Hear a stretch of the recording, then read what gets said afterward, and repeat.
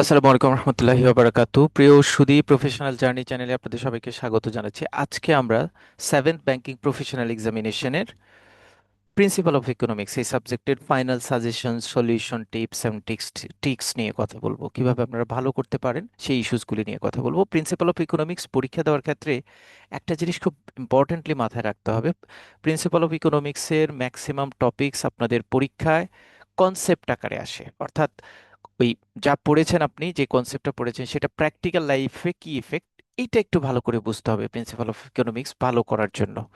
যদি এই পার্টে আপনি যা পড়েছেন সেটার প্র্যাকটিক্যাল ইভ্যালুয়েশনটা প্রপার ওয়েতে বুঝতে না পারেন, শুধু মুখস্থ করে কনসেপ্টে থেকে আপনি কিন্তু ভালো করার সম্ভাবনা থাকবে না। সো যখনই যে প্রশ্নটা পড়বেন এটা আসলে প্র্যাকটিক্যাল আমাদের লাইফে অথবা আমাদের সোশ্যাল, প্র্যাকটিক্যাল, ইকোনমিক লাইফে এটার ইফেক্ট কি, এইটা একটু ইভ্যালুয়েশন করার চেষ্টা করবেন। তাহলে ইকোনমিক্সে ভালো করার পসিবিলিটি থাকবে। সাধারণত আপনাদের নতুন প্যাটার্ন অনুযায়ী কোয়েশ্চেন থাকছে 5 রকম কোয়েশ্চেন থাকে। প্রথমে ডেসক্রিপটিভ কোয়েশ্চেন থাকে পার্ট এতে, এখানে বড় চারটা ব্রড কোয়েশ্চেন্স থাকে, সেখান থেকে দুইটা কোয়েশ্চেন অ্যান্সার করতে হয়। প্রত্যেকটা কোয়েশ্চেন্স ডেফিনেটলি সাবসেট থাকে। পার্ট বিতে পার্ট বিতে আপনাদের নর্মালি থাকে হচ্ছে ম্যাথমেটিক্যাল প্রবলেম। পার্ট বিতে ম্যাথমেটিক্যাল প্রবলেম থাকে, এখানে দুইটা ম্যাথমেটিক্যাল প্রবলেম দেওয়া থাকে, একটা ম্যাথমেটিক্যাল প্রবলেম অ্যান্সার করলে এটা হচ্ছে 10 মার্কস। পার্ট সিতে কেস স্টাডি থাকে, এখানে দুইটা বড় বড় কেস স্টাডি থাকে, কেস স্টাডির সাথে সাথে কোয়েশ্চেন্স থাকে। সো কেস স্টাডি থেকে আপনার দুইটা কেস স্টাডি থেকে যে কোনো একটা কেস স্টাডি অ্যান্সার করতে হবে। পার্ট ডিতে টার্মিনোলজি, ডিফারেন্স অ্যান্ড কন্ট্রাস্ট থাকে, এখানে 10টা পার্থক্য থাকে বা ডেফিনেশনস থাকে, সেখান থেকে 5টা লিখতে হয়, এটাতে 10 মার্কস। অ্যান্ড পার্ট ইতে শর্ট নোট থাকে, এটা খুব ইম্পর্টেন্ট, কারণ শর্ট নোটটা আপনাদের এখন শর্ট নোট 10টা শর্ট নোট থাকে, 10টারই অ্যান্সার করতে হয়, এটা 20 মার্কস। সো আগে যারা আগের সিলেবাস, আগের বই, আগের রেফারেন্স দেখে যারা পড়তে চাচ্ছেন, প্ল্যান করছেন, তাদের জন্য এই জায়গাটাতে কিন্তু ড্রামাটিক্যালি চেঞ্জ করতে হবে। কারণ আগে প্রিন্সিপাল অফ ইকোনমিক্সে 6টা শর্ট নোট দেওয়া থাকতো, 4টা অ্যান্সার করতে হতো, প্রত্যেকটা শর্ট নোটস ক্যারি করতো 5 মার্কস করে। বাট এখন প্রত্যেকটা শর্ট নোট ক্যারি করছে 2 মার্কস। সো আপনাকে এখন কিন্তু লিখতে হবে একটু ছোট করে, ডেফিনেশন, এক্সাম্পল, এটা যদি কোনো ইফেক্ট থাকে সেটুকু, 5-6 লাইন, 3-4 লাইন, এই টাইপের। আগের মতো বড় 2 পৃষ্ঠা লিখা, 1 পৃষ্ঠা লিখে এরকম কিন্তু শর্ট নোট লেখা যাবে না। যদি আপনারা ওই রকম করে পড়েন, এটা কিন্তু আপনাদের ওয়েস্টেজ অফ রিডিং হবে। সো টেকনিক্যালি কিছু জায়গায় কিন্তু পড়া কমে গেছে, কিছু জায়গায় পড়া হয়তো কনসেপচুয়ালি গিয়েছে। আপনি যদি টেকনিক্সটা ইকোনমিক্সে বুঝতে পারেন তাহলে এটা পাস করাটা ইজিয়ার হবে। টেকনিক্সটা যদি ঠিকঠাক করে বুঝতে না পারেন তাহলে কিন্তু আপনার বোঝাটা একটু টাফ হয়ে যাবে। আমরা প্ল্যান করেছি নেক্সট উইক থেকে আমাদের 3টা সাজেশন বেস সলিউশন ক্লাস হবে, টোটাল সাজেশনের সলিউশন বেস ক্লাস হবে 3টা। এবং কেউ যদি জয়েন করতে চান আপনারা আমার সাথে যোগাযোগ করতে পারেন। প্লাস এই প্রত্যেকটা টেকনিক্যাল এবং সেন্সিটিভ ইস্যুসগুলিকে মাথায় রেখে এই সাজেশনের উপর বেস করে আমরা একটা সলিউশন তৈরি করেছি, এবং যেখানে বেশি পড়তে হবে, কোথায় কম পড়তে হবে, কোথায় শুধু ডেফিনিশন পড়তে হবে, ইত্যাদি ইস্যুসগুলিকে মাথায় রেখে সলিউশনটা করা। কারো যদি সলিউশনের প্রয়োজন হয় তাহলে আপনারা আমার সাথে যোগাযোগ করতে পারেন। ওকে, আমরা তাহলে এবার স্টার্ট করছি। আমাদের সাজেশনে আমরা কি রেখেছি?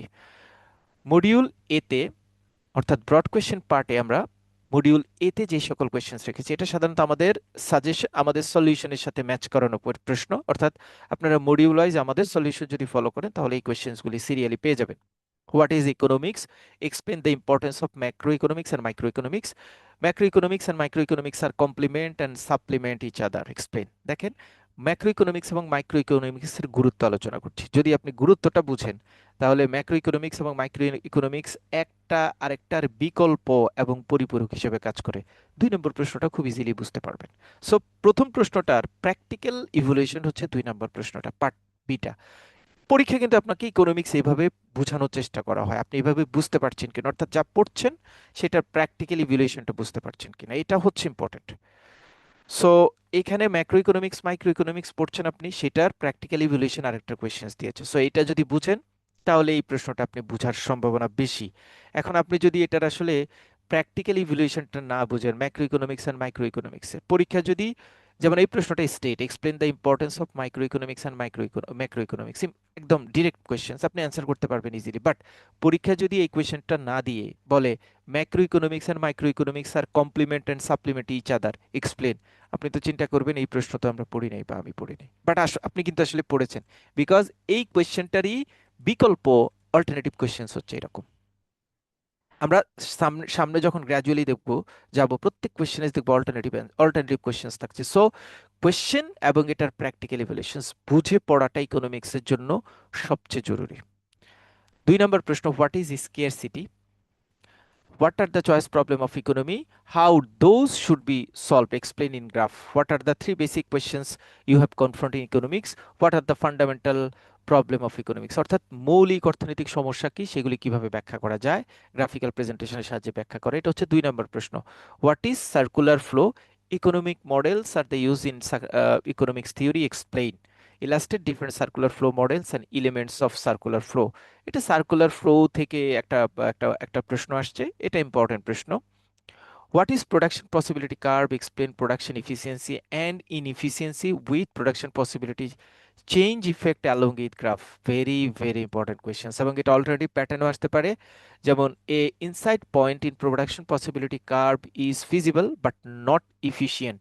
এটা আপনারা জানেন যে এই কোয়েশ্চেন্সটা কেস স্টাডির জন্য ইম্পর্টেন্ট, তারপরে গ্রাফিক্যাল প্রেজেন্টেশনের জন্য ইম্পর্টেন্ট, থট প্রভোকিং কোয়েশ্চেন্সের জন্য ইম্পর্টেন্ট, খুব ইম্পর্টেন্ট কোয়েশ্চেন্স। এবং এটা যদি গ্রাফিক্যাল প্রেজেন্টেশন কেউ ভালো করে বুঝেন প্রোডাকশন পসিবিলিটি কার্ভের, তার জন্য এই কোয়েশ্চেনের অ্যান্সার করাটা খুবই ইজিয়ার।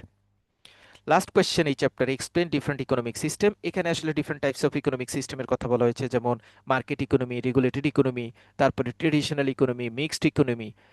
মানে কোন ইকোনমিটা আমাদের জন্য ভালো, অথবা দুইটা ইকোনমির মধ্যে যদি কম্পেয়ার করতে চাই চ্যাপ্টার থেকে, এই কোয়েশ্চেনটা দিয়ে আসতে পারে। অর্থাৎ এই কোয়েশ্চেনটা দুইটা পার্টের জন্য ইম্পর্টেন্ট। 1 নম্বর হচ্ছে ব্রড কোয়েশ্চেনে আসতে পারে, আবার পার্থক্য আকারেও আসতে পারে, অথবা টার্মিনোলজি আকারেও আসতে পারে। যেমন আপনাকে বলে দিতে পারে market, what is market economy, চলে আসলো টার্মিনোলজির পার্টে। অথবা বললো মার্কেট ইকোনমি এবং রেগুলেটেড ইকোনমির মধ্যে পার্থক্য লিখো। আবার ব্রড কোয়েশ্চেনে দিয়ে দিল what is market economy and regulated economy, which one is better for us. So different types of কোয়েশ্চেনের জন্য এই সেগমেন্টের এই কোয়েশ্চেন্সটা very very important. Module B, module বিতে আমরা basic economics of macro economy, micro economics, এই পার্টে আমরা রেখেছি যে প্রশ্নগুলি, সেগুলি হচ্ছে what is demand and supply, explain law of demand and law of supply, why demand curve is downward sloping and supply curve is out upwards. Very very important. What is market equilibrium? Explain it with demand and supply curve. Super duper important questions, কারণ এই একটা questions ইকোনমির আপনাদের যত part আছে প্রত্যেকটা পার্টে এখান থেকে প্রশ্ন আসতে পারে। ব্রড কোয়েশ্চেন্স ইয়েস আসতে পারে। মার্কেট, বাজার ভারসাম্য বলতে কি বোঝা, চাহিদা এবং যোগানের মাধ্যমে বাজার ভারসাম্যতা আলোচনা করো। ম্যাথমেটিক্যাল প্রবলেম আসতে পারে, কেস স্টাডি আসতে পারে, পার্থক্য আসতে পারে। সো এই কোয়েশ্চেন্সটা বিশেষ করে ব্রড কোয়েশ্চেন্স, ম্যাথমেটিক্যাল টার্মস এবং কেস স্টাডির জন্য খুব ইম্পর্টেন্ট। অল্টারনেটিভ হিসেবে থাকতে পারে in Ramadan, the price of dates is increase, what will be impact in equilibrium in price and demand. Next question, how demand and supply curve should be changed singly and simultaneously? Demand এবং supply, চাহিদা এবং যোগান আলাদাভাবে কিভাবে, আলাদাভাবে বা একত্রে কিভাবে পরিবর্তন হয়, চাহিদা এবং যোগান রেখার পরিবর্তন। What is utility? What is total and marginal utility? Explain with graph. Explain that, explain the law of diminishing of marginal return in graph. Very very important questions এটা। What is price elasticity in demand and supply? So show the graphical presentation of different elasticity of demand and supply. Elastic, inelastic, you need perfect and imperfect elasticity with real life example. এটা বলা হচ্ছে অনেক সময় একটা প্রোডাক্টের নাম দিয়ে বললো যে এটার ইলাস্টিসিটি কি ইলাস্টিক না ইনইলাস্টিক। যেমন বলতে পারে লাক্সারিয়াস গুডসের ইলাস্টিসিটিটা কি, অথবা বলতে বলতে পারে যে লাইফ সেভিংস গুডসের ইলাস্টিসিটিটা কি। যদি আপনি ইলাস্টিসিটিটা বুঝেন, টাইপস অফ ইলাস্টিসিটি বুঝেন, তাহলে এই কোয়েশ্চেনের সহজে অ্যান্সার করতে পারবেন। মানে দেখেন একটু ঘুরিয়ে আসছে কিন্তু প্রশ্ন। Explain four determination of price elasticity of demand. So price elasticity in ডিমান্ডটাকে কমপ্লিটলি একটা ইম্পর্টেন্ট কোয়েশ্চেন হিসেবে আমি ট্রিট করছি। What is consumer equilibrium? Explain consumer equilibrium with indifference curve and budget line. Right কি features of indifference curve? What is indifference map? Indifference curve এবং indifference map বলতে কি বোঝায়, এবং indifference curve, indifference map, budget line, তিনটা আলাদা আলাদা ছোট ছোট ডেফিনিশনের জন্য এই কোয়েশ্চেন্সটা ইম্পর্টেন্ট। ইনডিফারেন্স কার্ভ, বাজেট লাইনের মাধ্যমে কিভাবে কনজিউমার ইকুইলিব্রিয়ামটা ব্যাখ্যা করা যায়, এটা হচ্ছে সেই প্রশ্ন। So important questions. Module D তে 2টা প্রশ্ন, একটা হচ্ছে what is production, explain total average marginal production in graph, explain different অর্থাৎ four fundamental factors of production, explain the relation of marginal cost, average cost and variable cost in graph. এটা minimum, এটা moderate লেভেলের important questions, খুব একদম hi fi লেভেলের important questions বলা যাবে না। মডিউল ডিতে আমরা রেখেছি what is market, write the classification of market. এটা ভেরি ভেরি ইম্পর্টেন্ট, এই কোয়েশ্চেন্সটা পরীক্ষায় আসবেই। পারফেক্ট মনোপলি, মনোপলিস্টিক এবং অলিগোপলি মার্কেট বলতে কি বোঝায়, সেই মার্কেটগুলির পার্থক্য, ফিচার। ব্রড কোয়েশ্চেনে আসতে পারে, থট প্রভোকিং কোয়েশ্চেন্স, টার্মিনোলজি ডিফারেন্সে আসতে পারে, টার্মসে আসতে পারে, সব জায়গার জন্য important questions. Explain how price is determined under perfect competition market equilibrium. Perfect competition market বা পূর্ণ প্রতিযোগিতামূলক বাজারে কিভাবে বাজার ভারসাম্যতা আলোচনা করা যায়, এই কোয়েশ্চেনটা অল্টারনেটিভ আকারেও আসতে পারে। লং রান মার্কেট কম্পিটিশনের ক্ষেত্রে সাধারণত মার্কেট কিভাবে নর্মাল প্রফিট গেইন করে, এই টাইপের প্রশ্ন আসতে পারে, এই প্রশ্নটা খুব important. How you explain price is determined under monopoly or monopolistic market. একচেটিয়া বা একচেটিয়া মূলক প্রতিযোগিতামূলক বাজারের ভারসাম্যতা কিভাবে আলোচনা করা যায়, একচেটিয়া বাজারে যোগান রেখা নাই কেন, এটা হচ্ছে প্রশ্ন, ইম্পর্টেন্ট প্রশ্ন। Why monopoly price is likely to be higher and output lower as compared with perfect competition. Perfect competition বা পূর্ণ প্রতিযোগিতামূলক বাজারের তুলনায় একচেটিয়া বাজারের দামটা বেশি, উৎপাদনটা কম, ব্যাখ্যা করো কেন। তার মানে কোন মার্কেটটা ভালো, ডেফিনেটলি পারফেক্ট কম্পিটিশন মার্কেট ভালো। সো আপনার দেখেন এই কোয়েশ্চেনের একটা ইভ্যালুয়েশনও আছে, সরাসরি একটা প্রশ্ন আছে, খুব ইম্পর্টেন্ট, আমরা হয়তো পরে আলোচনা করব। সেটা হচ্ছে আমাদের ব্যাংকিং ইন্ডাস্ট্রিতে আমরা এখন কোন মার্কেট সাস্টেইন করি বা এক্সিস্ট করি, এটা আসলে কোন ধরনের মার্কেট হলে আমাদের জন্য ভালো হয়। এই কোয়েশ্চেনের thought provoking practical experience based question হচ্ছে ওইটা। সুতরাং এই কোয়েশ্চেনটা যদি আপনি বুঝেন, তাহলে আমাদের ব্যাংকিং ইন্ডাস্ট্রি কোন মার্কেট এক্সিস্ট করছে, কোন টাইপসের মার্কেট এক্সিস্ট করছে এবং সেটা ভালো কিনা, এটাকে কোন জায়গায় ডেভেলপ করা যায়, আপনার মতামত দেন, এই টাইপের প্রশ্ন আসলে মূলত এই প্রশ্নটাকে আপনি সেখানে ইভ্যালুয়েট করবেন। এই যে পরেরটাই আসছে, assess the banking industry in Bangladesh compare to market structure. আবার এই প্রশ্নটা অটো আসতে পারে, Bangladeshi bank market exist monopolistic market structure, are you agree, explain. এই কোয়েশ্চেন বুঝলে এই কোয়েশ্চেনটা আপনি বুঝবেন। আর এই কোয়েশ্চেনে ডেফিনেটলি ডিফারেন্ট টাইপস অফ মার্কেটের ইভ্যালুয়েশনটা পাওয়া যায়। সো এই কোয়েশ্চেনটা ভেরি ভেরি ইম্পর্টেন্ট, কারণ এটা practical example base questions. Economics বারবার আমি বলছি, যদি আপনি না বুঝে পড়েন ভালো করতে পারবেন না, একটু ইকোনমিক্স কিন্তু একটু ঘুরিয়ে প্রশ্ন আসে। সো আমি ইকোনমিক্স যেহেতু খুব সহজ, একদম সোজা করে পড়াই, প্র্যাকটিক্যাল ক্লাসের অ্যারেঞ্জ করছি সাজেশনের উপর, আপনার যাদের প্রয়োজন হয় আপনার ডেফিনেটলি এই ক্লাসে জয়েন করলে আপনার ইফেক্টিভ রেজাল্ট পাবেন। মডিউল ই মার্কেট ফেলোর, এখানে তিনটা প্রশ্ন রেখেছি। একটা হচ্ছে what is market failure, what are the key responsible factor for market failure, what are the steps should be taken to protect market failure situation, very very important. What is externalities, VAT and subsidiary? Explain no externalities, negative and positive externalities affecting economy with relevant solution. How VAT impact in our economy? আমাদের VAT impact কিভাবে আমাদের ইকোনমির পড়ে, ইকোনমির উপর VAT এর প্রভাব কি? Very very important questions. What is market intervention? What are the factors being applied for market intervention in financial institutions in our country? Very very important questions. Very very important questions.